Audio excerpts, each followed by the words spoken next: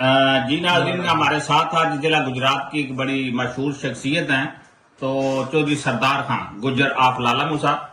उनसे पूछते हैं कि जो पाकिस्तान में हालिया भी जो एक महकमा CCD बना है उसके बारे में क्या इनकी राय है और वो कैसे काम कर रहे हैं। जी चौधरी साहब। जी बिस्मिल्लाहिर्रहमानिर्रहीम। अभी तक तो जो CCD ने जितने भी काम किए माशाल्लाह बहुत अच्छी उनकी प्रोग्रेस है, क्योंकि मैं स्पेशली तहसील खारियां से बिलोंग करता हूं और हमारी तहसील में जितना भी असला था, ये ड्रग जो थी, डिकेटी जो थी, तो अभी लोग बता रहे हैं कि माशाल्लाह इतना उन्होंने कंट्रोल कर लिया है कि अभी हम लोग जो ओवरसीज पाकिस्तानी हैं, जब हम भी जाते हैं पाकिस्तान में तो हमें भी कोई डर खतरा वाली वो बात नहीं रही, पहले जैसी थी। ठीक है। ओवरऑल इस वक्त चट्ठा खानदान छाया पिया जी पूरे पंजाब से, क्योंकि सुहेल जफर चट्ठा साहब भी छाए पे ने, तो उधर फरासतुल्ला चट्ठा साहब जेडे खारियां छाए पे ने जी। पंजाबी मैं तां गल कर रहा ताकि लोग जेडे साडे लोकल जबान जेडी है गुजरात के लोग ज्यादा पंजाबी नूं बेहतर समझन ना।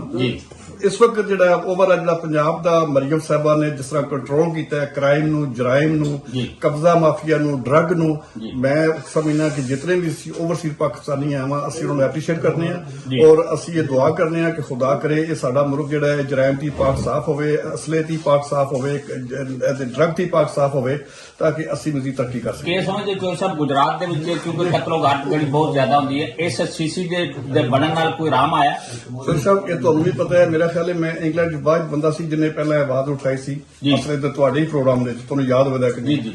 और मैं समझना कि साडी आवाज नू उत्थे सुनिया जांदा है, जेडे असं लोग कहने लो जी खैर जी असं कह छड़िया किहड़ा साडी किसे साडी आवाज नू सुनिया जांदा है उत्थे पाकिस्तान दे विच। सो असं एप्रीशिएट करने उन्हां लोकां नू जेडे कि क्राइम दे खिलाफ बोलदे ने, वो भावें मीडिया होवे भावें आम कोई मेरे जिहा बंदा होवे। ठीक है। इस तरह मैं जाती तौर पर समझना कि जिस तरह साडे पंजाब दे विचों क्राइम इस वक्त खत्म हो रहा, सानू चाहिए असं उन्होंने एप्रीशिएट करिए, सपोर्ट करिए, ना कि चंद एक साडे वकील हजरात ने वो मेरा ख्याल है उन्होंने शायद अपना बिजनेस डाउन हो रहा है, वो काफी नुक्ताचीनियां कर रहे हैं CCD के इस प्रोग्राम के जिहड़ियां कि नहीं होनी चाहिए। हाँ दूसरा यह भी है, मैं समझना कि जाती तौर पर कि पुलिस नूं यह तासर नहीं देना चाहिए कि वो अपनी करप्शन का रेट बढ़ा रहे हैं। ठीक है, ये भी चीज गलत है। उन्होंने अपनी जानदारी और ईमानदारी के नाल काम करना चाहिए है, ताकि जिस तरह का उन्होंने क्रेडिट बने ये खुदा करे उनका बनया रहे। सब की समझ जो CCD है जड़ा ये सारे वास्ते मतलब इको जिहा या कोई पार्टी बाजी है? क्योंकि बाद लोग कहते ने नहीं जी ये सिर्फ दूसरी पार्टियों को डिग्रेड करने वास्ते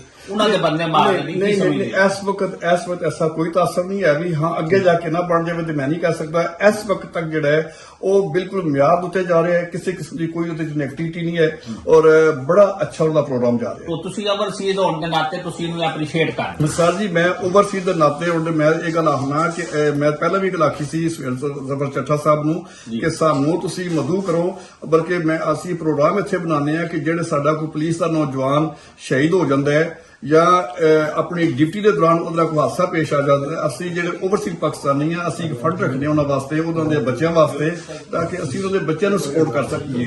ठीक है। और ये मैं गुजारिश करता IG पंजाब अगे मरियम साहब अगे सानू कुछ चीज़ां जिहड़ियां प्रोवाइड कर ताकि असं उन्होंने दे सकें।